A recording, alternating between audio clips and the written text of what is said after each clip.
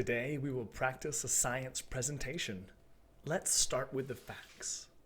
There is potential energy and kinetic energy. We made a pendulum and we saw gravity's potential energy change into movement.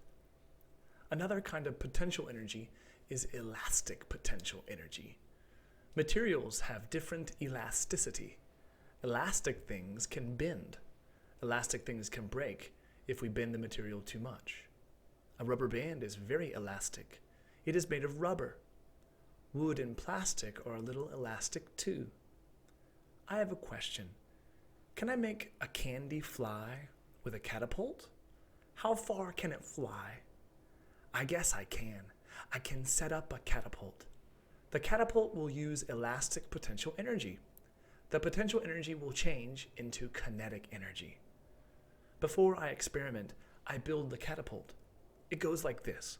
First, I have 12 wood popsicle sticks, 6 rubber bands, and 1 plastic spoon.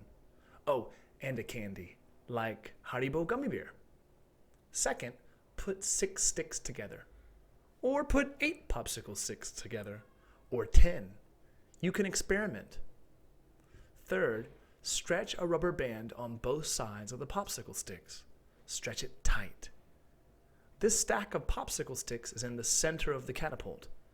How far can it fly? What is the best? Well, what is better? 6 sticks, or 8 sticks, or 10 sticks? The best catapult will make the candy fly the longest distance.